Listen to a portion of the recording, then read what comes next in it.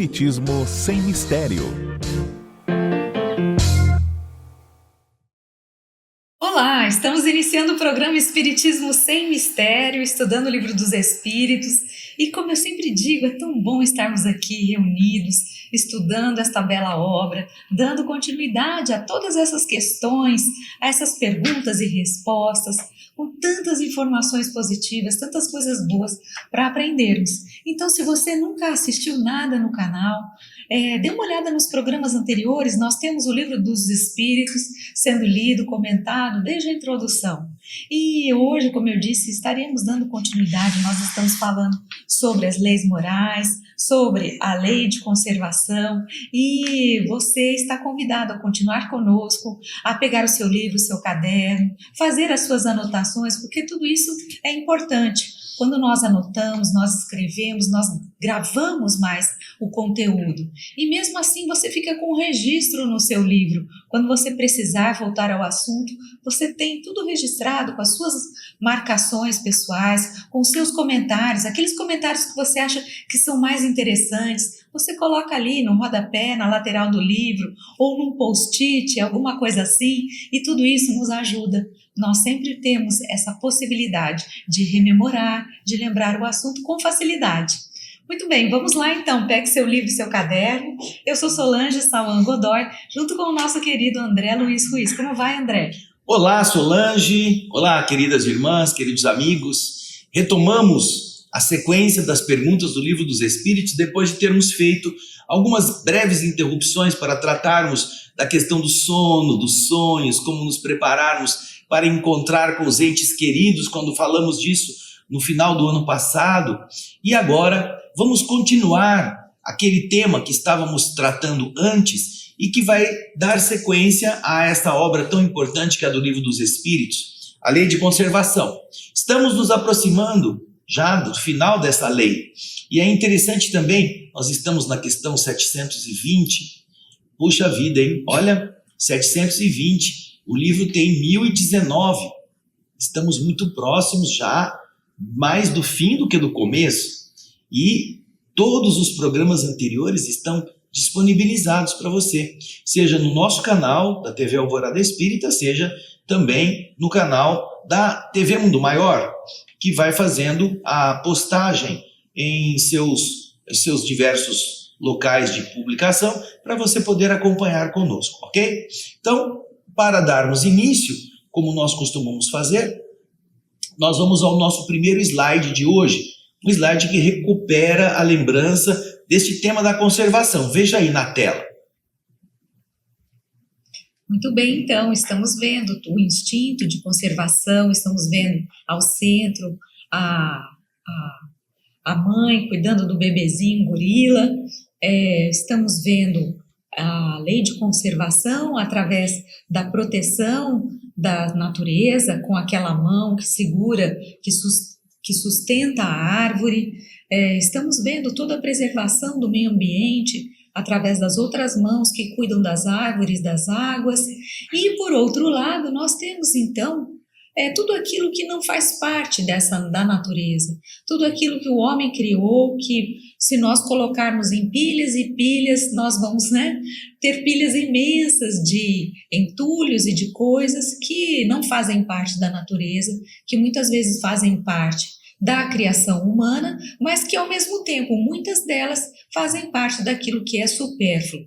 Então, é sobre isso a lei de conservação que nós estamos tratando. Quantas necessidades nós vamos inventar, quantas coisas que não são assim fundamentais e que fazem parte de determinados delírios consumistas.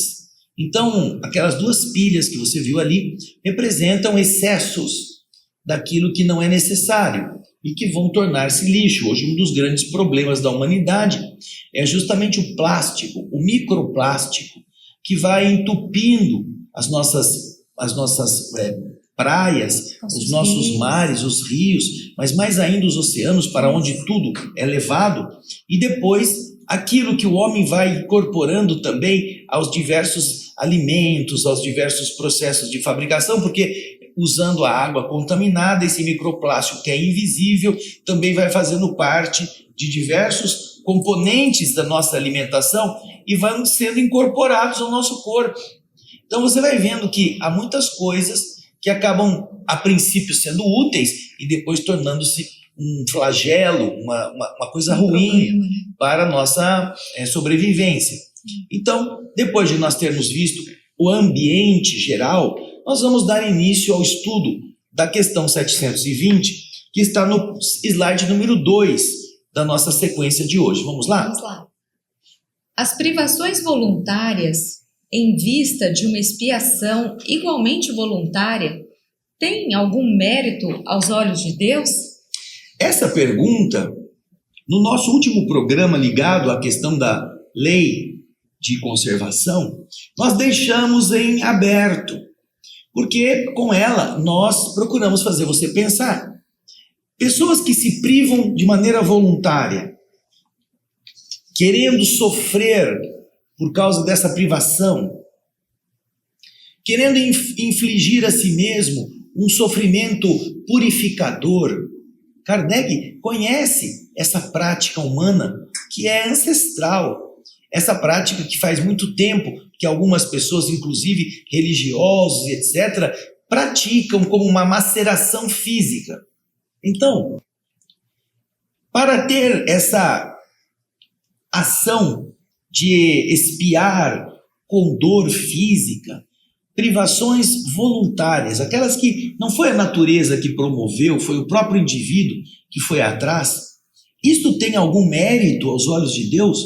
A pessoa que se lacera, a pessoa que se mutila, a pessoa que fica andando com um cinto de espinhos raspando na sua carne, há pessoas que suprimem alimentos para sofrerem essa privação alimentícia e com isso ganharem pontos na espiritualidade. Será que isso tem alguma avaliação positiva na lei do universo? Será que presta isso para alguma coisa? É a pergunta de Kardec. E nós vamos encontrar várias pessoas na Terra vivendo com a ilusão de que se você privar-se de determinadas coisas, ou se você infundir a você mesmo, ao seu corpo, determinado sofrimento, isso será uma coisa que vai redimir o seu espírito das suas faltas. Vamos então ver a resposta que os espíritos nos dão a essa questão. Vamos ao slide número 3. Fazei o bem aos outros e merecereis mais. Ou seja, essas privações voluntárias, elas talvez, os espíritos não dizem que elas não servem para nada, mas ele diz que a melhor das privações é aquela que você faz para que outros sejam mais felizes. Privar-se do seu tempo de descanso para velar a cabeceira de um doente, privar-se do excesso de alimentos ou daquela necessidade básica para que alguém faminto, anêmico, desesperado, desnutrido possa encontrar um pouco de abastecimento. Valer-se de sua inteligência para ajudar as inteligências menos luminosas, aquelas se modelem, e por isso você tem que se esforçar, tem que ter paciência, tem que se desgastar mentalmente para estimular os outros a desabrocharem. Essa é uma privação voluntária que tem como finalidade o benefício de terceiros. Então, isso significa na resposta que fazer o bem aos outros, isso vai representar um mérito muito maior do que simplesmente ferir-se numa disciplina de suportar a dor, que obviamente vai exigir uma concentração, vai exigir um aperfeiçoamento de suas potencialidades, mas voltadas apenas para você. E com essa resposta tão simples, Kardec não se contenta, porque eles deram uma resposta genérica: fazei o bem aos outros e você merecerá mais. Então, na sequência, nós vamos encontrar Kardec de novo fustigando com sua curiosidade aquilo que os espíritos poderão explicar. E ele faz então essa seguinte pergunta, vamos a ela? Há privações voluntárias que sejam meritórias? Ou seja, para que uma privação voluntária possa ser considerada positiva para aquele que a pratica, quais seriam elas? Existem você se privar de alguma coisa para que outros, ou para que isso seja considerado lá no plano espiritual alguma coisa meritória? Eu conheço várias pessoas que de vez em quando, uma vez por ano, a cada 2 anos, elas gastam um rio de dinheiro para viajarem a certos países e fazerem parte daquelas peregrinações que vão a Santiago de Compostela, ou que vão a alguns seminários ou alguns santuários de outras localidades europeias. Então eles pegam lá sua botininha, seu cajado, sua mochilinha e saem andando, ficam andando dias, semanas, dormindo em hospedarias, vivenciando aquele caminho para chegar depois na igreja de Santiago, na cidade de Compostela, lá no norte da Espanha. E isso vai exigir deles um esforço físico, vai exigir dele custo para fazer tudo isso, render essa satisfação, vai produzir um enaltecimento da sua capacidade de vencer o obstáculo. Essa privação voluntária, será que é meritória? Será que alguém que deixa os milhões ou os milhares de dólares esvair-se para fazer algo que vai exigir apenas que ele caminhe, que ele tenha resistência física, que ele possa chegar a um determinado objetivo? Será que esse mérito, por isto, é um mérito importante? É a pergunta de Kardec. Existe alguma privação voluntária que seja meritória? Vê a pergunta novamente na tela.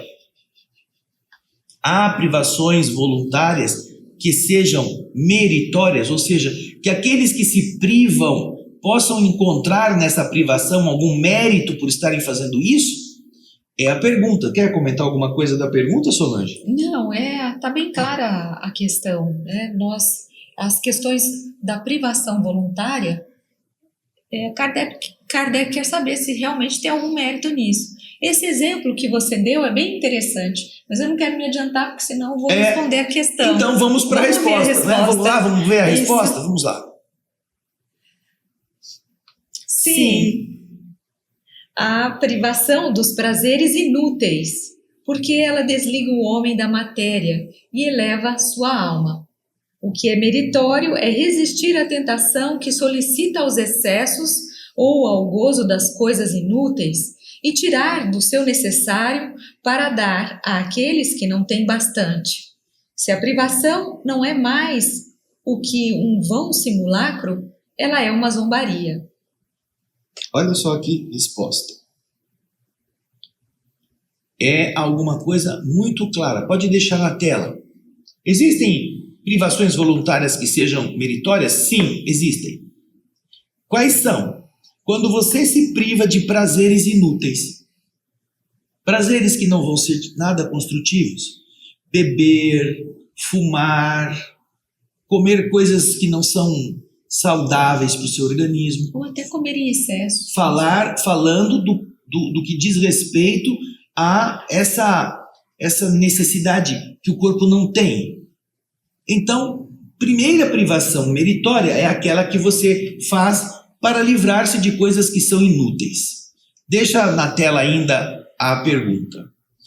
Por que isso é importante? Porque essa privação desliga o homem da matéria. O homem não fica mais sujeito às exigências do corpo, ao prazer da droga, àquilo que a satisfação biológica estaria escravizando a vontade do espírito. E então, isso possibilita que a alma eleve-se, que aquela busca superior aconteça para o espírito. Na continuidade, você vê lá, o que é meritório? O que tem mérito? Meritório é resistir à tentação, que solicita os excessos, que solicita o gozo das coisas inúteis, Aquela tentação, vai, você trabalhou, você merece, se dê esse presente, é você que está desfrutando, a vida tem que ser desfrutada. Prazeres excessivos, gozos de coisas inúteis. E, além disso, então veja só, o que é meritório? Primeiro, resistir à tentação que solicita aos excessos ou ao gozo das coisas inúteis. E, segundo, tirar do seu necessário para dar àqueles que não têm bastante. Você está se privando, mas não do que te sobra. Porque não há mérito nenhum quando você dá aquilo que você tem jogando fora. Isso não é mérito. Mas quando você tira do teu necessário para dar àquele que não tem nada, aquele que tem muito menos, isso é uma renúncia. Isso é alguma coisa boa, que demonstra seu amor a outra pessoa. Então, estas duas coisas representam mérito. Você, como diz o texto, que você vai ver de novo, resiste à tentação, beber, fumar, comer sem ter fome, gastar dinheiro sem precisar, ter prazer com as coisas do mundo que você vai adquirir porque tem facilidade financeira, ou gozar. Eu vou me distrair, vou gastar 2 meses caminhando lá no meio das pedras até chegar no santuário lá e me sentir, realizei o meu desafio. Subi a montanha, escalei, gastei rios de dinheiro para chegar no cume da montanha, tirar uma selfie, uma foto de mim mesmo, para depois pôr na parede. É uma coisa útil? Para que vai servir? Fisicamente é um desafio, tudo bem, mas você vai se expor a riscos graves, você vai encher o corpo de toxinas, se você comer o que não é bom, se você fumar o que não é bom, se você injetar o que não é bom, seu corpo não precisa disso. Você vai se destruindo, você vai desfrutar o gozo de coisas inúteis que não te acrescentarão nem cultura, nem sabedoria, nem entendimento da vida. Isso não será útil. Então, estas são maneiras pelas quais, primeiro, você pode ter mérito. E o segundo, como você viu, é você renunciar em favor de alguém. Você deixar daquilo que é necessário para você e você dividir com outra pessoa que tem menos. É uma renúncia espontânea. Não aquilo que está sobrando. Veja só que a resposta dos Espíritos é muito enfática. Você renuncia ao que é necessário para você em favor de alguém que não tem nem isso. E você faz isso por amor. Então, observe como isso é importante você perceber. Esse é um tipo de comportamento que é meritório. Porque, no fundo, você combate o seu egoísmo. A gente combate a nossa maneira impulsiva de achar que nós temos todos os direitos do mundo e somos, então, chamados a agir na terra em favor daqueles que estão mais aflitos. É muito importante perceber isso.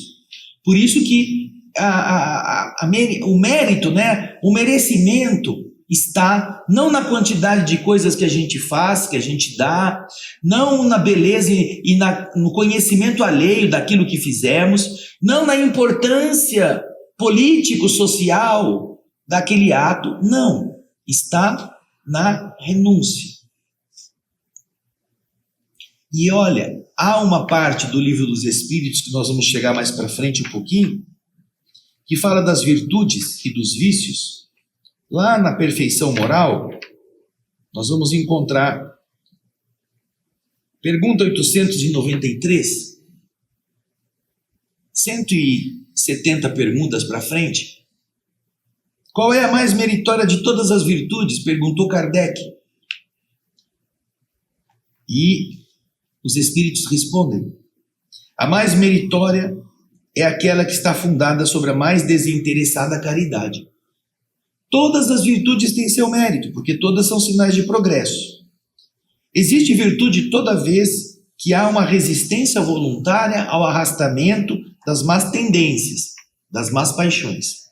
Mas, olha só, o sublime na virtude consiste no sacrifício do interesse pessoal para o bem do próximo. sem uma intenção oculta, sem você querer fazer disso propaganda, sem você filmar para pôr na rede social, sem você usufruir disto pela vaidade. Essa é a mais meritória das virtudes. Não é se você é caridoso, se você é amoroso, se você perdoa, se você é compassivo. Não, não. A mais meritória é aquela que exigiu de você o maior esforço de renúncia em favor de alguém, sem esperar nada em troca. Nem a fama, nem notícia.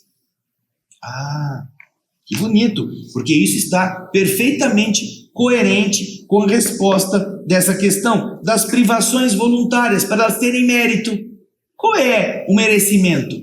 É o merecimento daquilo que você resiste para não se prejudicar, você abre mão para você se sentir mais saudável, de coisas perniciosas, de você resistir à tentação das suas fraquezas, você não se entrega ao gozo inútil de prazeres que vão consumir teu recurso e vão consumir teu corpo, e ao mesmo tempo também quando você se esquece e você tira do teu necessário para dar àqueles que não têm o suficiente. Ah, que coisa boa isso, né? Agora, se a privação, volta lá no texto,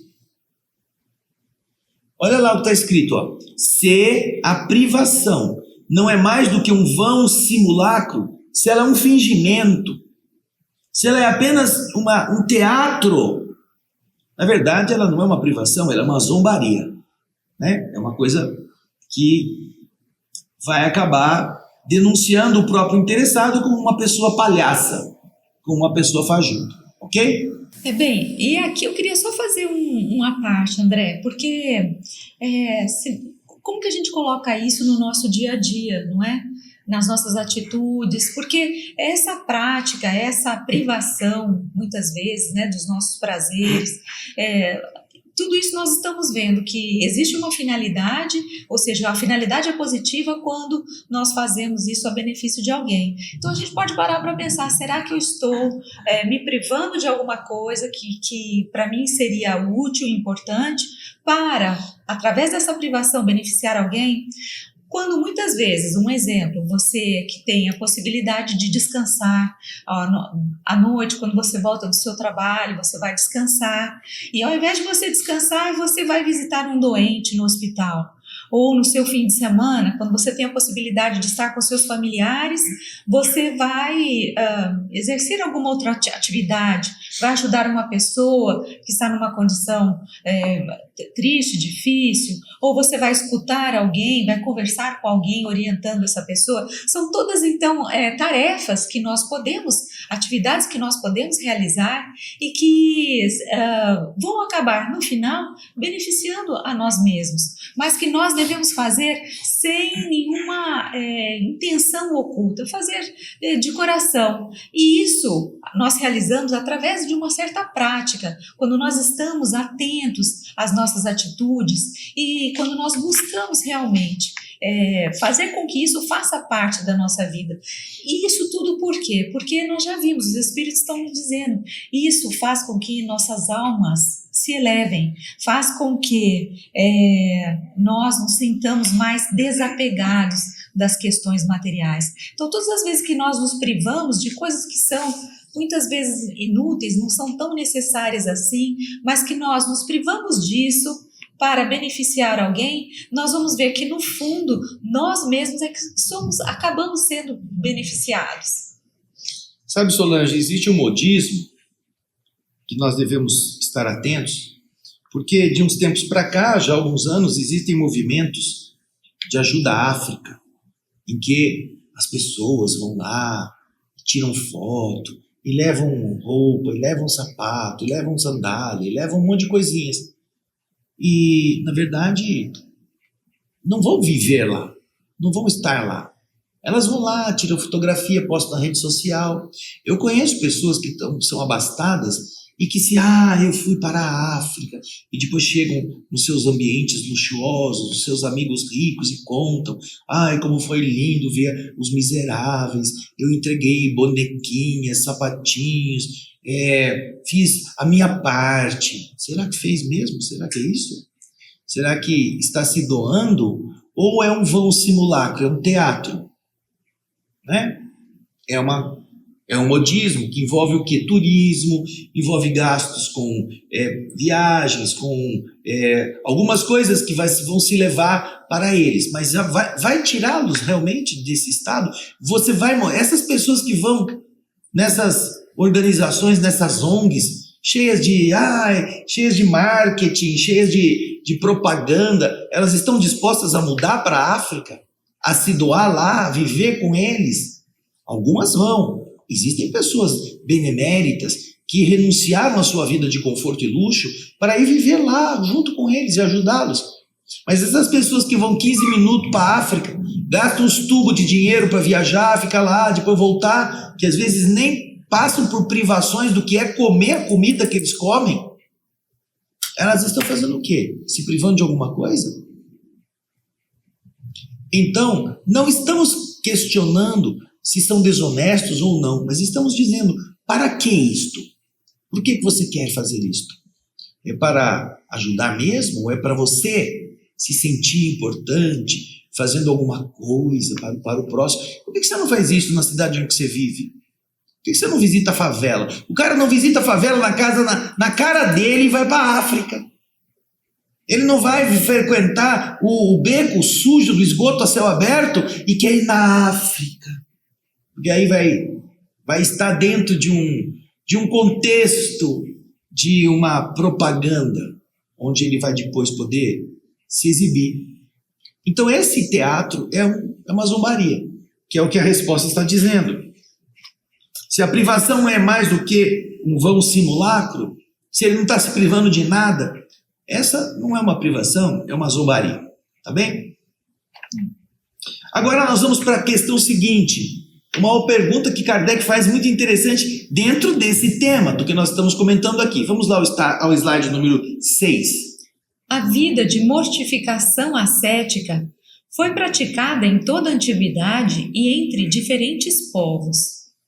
Ela é meritória sob um ponto de vista qualquer? O que é isso, Solange? Então, mortificação ascética.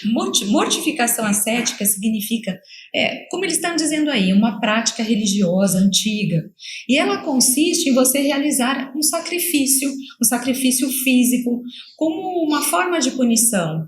Então, é uma forma de punição e de purificação. Ou seja, você vai agredir o seu corpo, você pode se ferir, então você pode utilizar nós vemos essa cena já em outros países, ou monges, padres fazendo isso, que são aqueles chicotes, né? Nós vimos também entre os muçulmanos isso acontecendo, que você vai de uma certa forma punir a si mesmo para que você se purifique de algo que você fez. Né? Jejuar, ficar sem comer nada, passar fome, passar privação, andar vestido com roupa áspera, com cintos espinhentos, todas estas são formas de você se mortificar, né? Você machucar-se, com a finalidade de obter uma ascensão, uma ascese, uma elevação do espírito pela dor.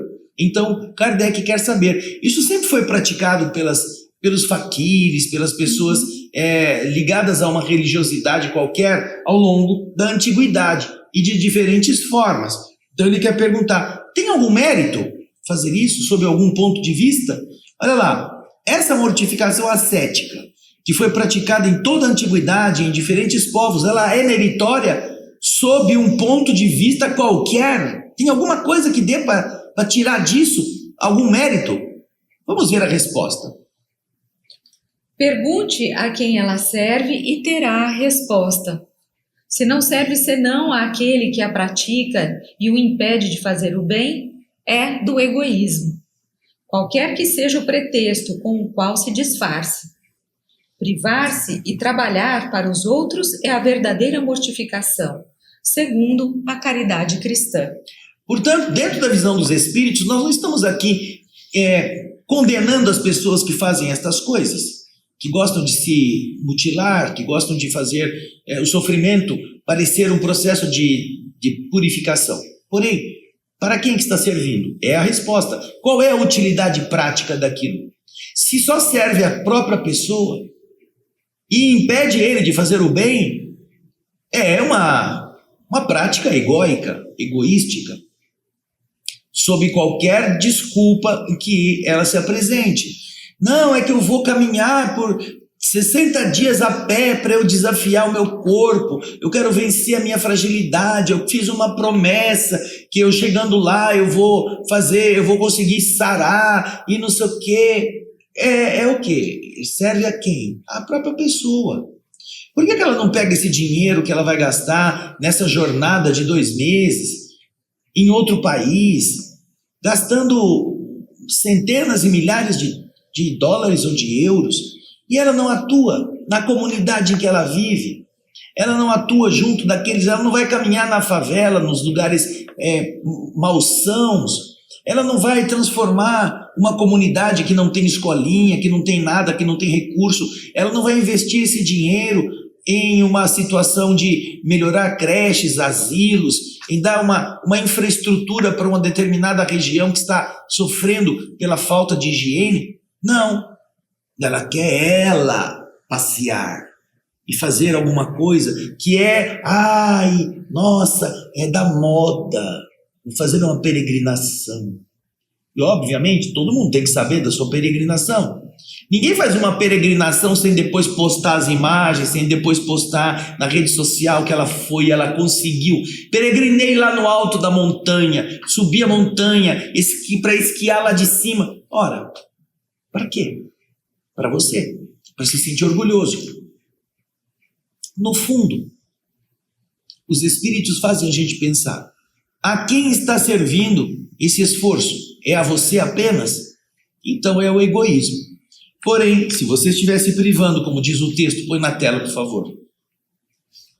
Privar-se e trabalhar para os outros, essa é a verdadeira mortificação, segundo a caridade do Cristo.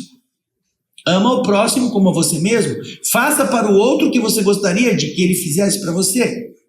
Isso é caridade, que mortifica a dor, que faz você ter menos, que faz você ficar acordado, que faz você se cansar, mas que ao mesmo tempo ajuda os outros. Isso é muito bonito. Vamos para frente? Ou você quer comentar? Posso complementar rapidinho, porque eu encontrei aqui no Evangelho, que eu acho que vale a pena a gente comentar, porque o próprio Evangelho fala sobre isso. Aqui no capítulo 5, Bem-aventurados os aflitos, diz o seguinte: uma vez que Jesus disse, bem-aventurados os aflitos, há mérito em procurar as aflições, agravando as provas por sofrimentos voluntários? E vem a resposta. A isso responderei muito claramente. Sim, há um grande mérito quando os sofrimentos e as privações têm por objetivo o bem do próximo, porque é a caridade pelo sacrifício. Isso nós já vimos. E não, ou seja, não há mérito quando não tem por objetivo senão a si mesmo, porque resulta do egoísmo por fanatismo. Mas agora o Evangelho segue aqui, ó. Há aqui uma grande distinção a fazer. Para vós, pessoalmente, contentai-vos com as provas que Deus vos envia, e não aumenteis sua carga, às vezes tão pesada. Aceitá-las sem lamentações e com fé. É tudo o que Deus vos pede. Não enfraqueçais vosso corpo com privações inúteis e mortificações sem objetivo, porque tendes necessidade de todas as vossas forças para cumprir a vossa missão de trabalho na terra. Torturar voluntariamente e martirizar vosso corpo é contravenção à lei de Deus, que vos dá o meio de sustentá-lo e fortificá-lo. Enfraquecê-lo sem necessidade é um verdadeiro suicídio. É aqui o que diz essa passagem do Evangelho. Isso muito bem lembrado, Solange. O Evangelho que está aqui reforçando aquilo que o Livro dos Espíritos está explicando na mensagem, acho que de São Luís. A mensagem, deixa eu pegar aqui, acho que é um anjo guardião, Isso. Paris, 1863. Um anjo guardião está no capítulo... Capítulo 5, Bem-aventurados os aflitos, É. aqui no item 26, provas voluntárias, o verdadeiro silício. Exatamente. Então, depois desse aclaramento tão oportuno, nós vamos para o slide seguinte, a pergunta que vai dar sequência, pergunta 722, vamos a ela. A abstenção de certos alimentos prescrita entre diversos povos é fundada na razão? Ou seja, não comer isso, não comer aquilo, que aquilo é demoníaco, que aquilo é do capeta. Então, isso tem algum fundamento racional? Certos povos preconizam determinados alimentos para serem produzidos de determinada forma, se não for dessa forma não serve, ou determinada natureza biológica de um determinado objeto alimentar também não é adequado. Essa privação de certos alimentos, segundo os antigos, ela tem alguma lógica, tem algum sentido? Vamos ver a resposta. Tudo aquilo com o qual o homem pode se nutrir sem prejuízo de sua saúde é permitido. Mas os legisladores puderam interditar certos alimentos com um fim útil e para dar mais crédito às suas leis. E eles as apresentaram como vindas de Deus.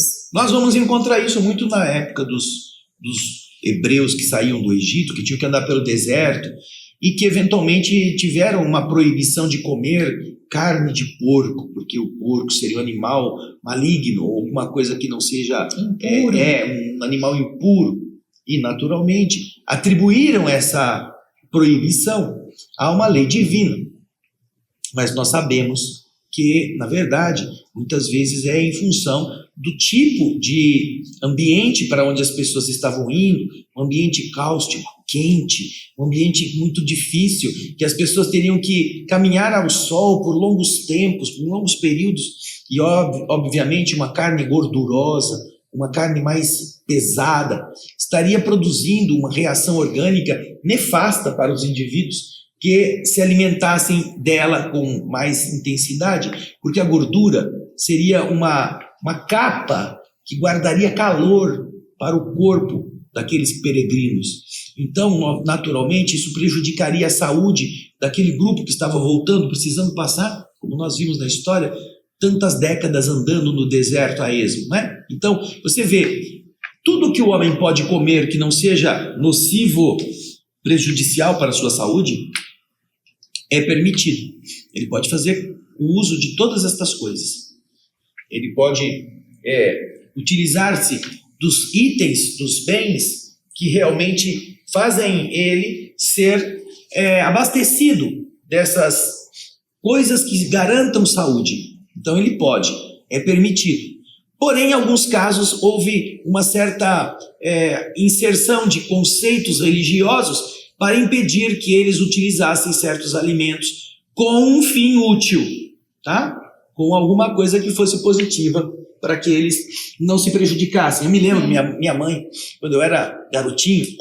Só antes de você contar isso, deixa eu só complementar essa questão de Moisés, que caminhando com o povo no deserto, porque, assim, nós já ouvimos falar dos 10 mandamentos, que são as leis divinas, aquelas leis das tábuas, que Moisés desce com as tábuas, os 10 mandamentos. Mas, além dessa lei, Moisés teve que estabelecer leis mais duras, leis que muitas vezes excluíam alguns alimentos da dieta ali, daquele povo, justamente porque poderia ser prejudicial naquele período, naquele momento. E aí, para revestir isso de uma forma mais assim séria, Moisés acaba dizendo que aquilo lá faz parte das leis divinas, né? Ele coloca isso como algo que vem de Deus. Mas não é bem assim, é isso que a gente acaba entendendo. Eu me recordo quando eu era criança, eu tinha muito problema de dor de garganta.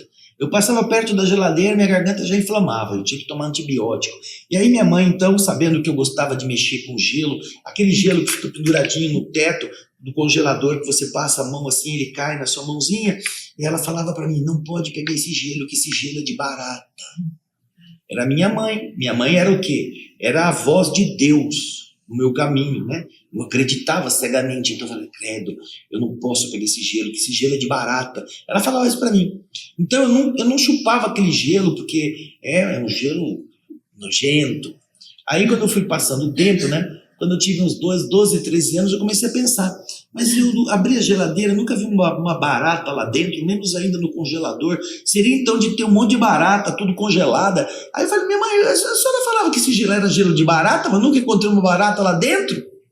Aí ela começou a rir, né? Ah, a senhora estava me enganando, né? Para não passar e não chupar aquele gelo e ficar com dor de garganta. E tá, exatamente. Moisés punha a lei como lei de Deus para o povo não fazer, para ele obedecer. Né? Então, como acreditava que Moisés era o intermediário com Jeová, o Javé, então Moisés falou, a gente obedece, está na lei divina. Tá? Agora a gente vai para uma pergunta interessante. Veja só, a questão 723, vamos a ela. A alimentação animal entre os homens é contrária à lei natural? Comer carne de bicho.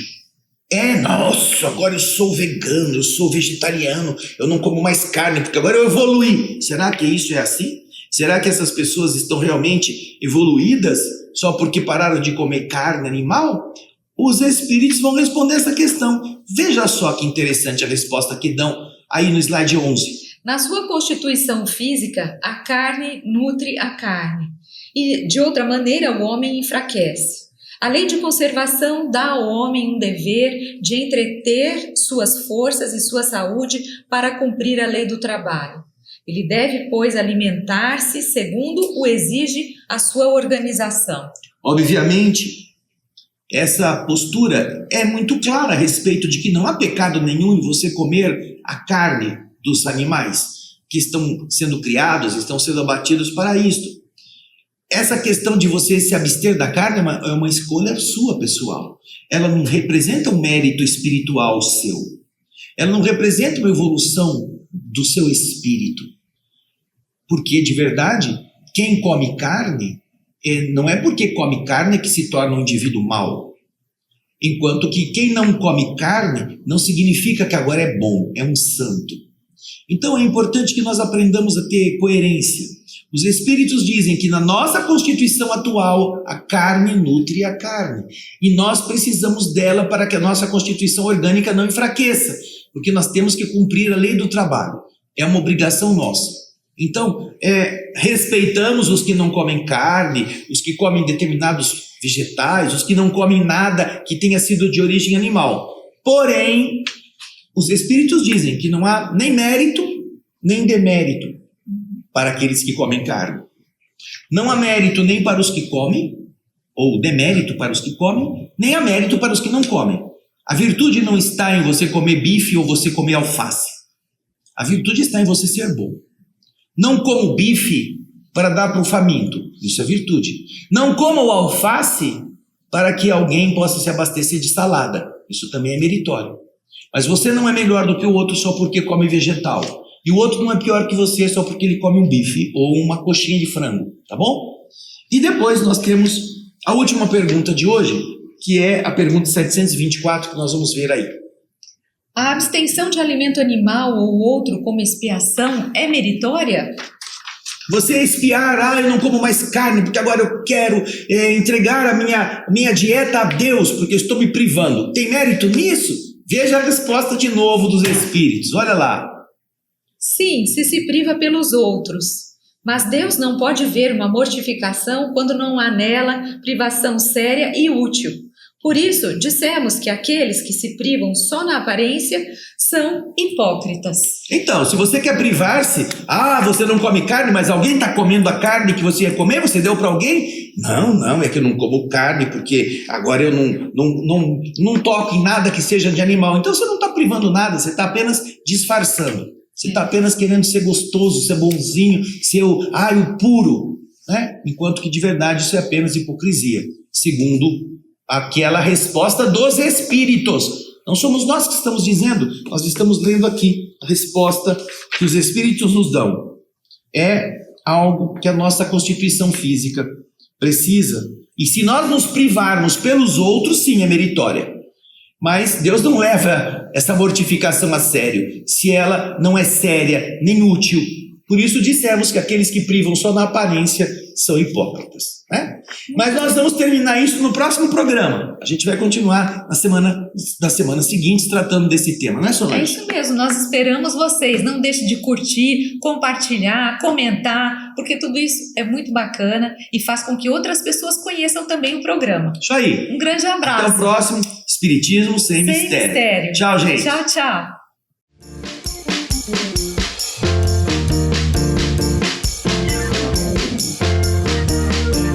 Termina aqui. Espiritismo Sem Mistério.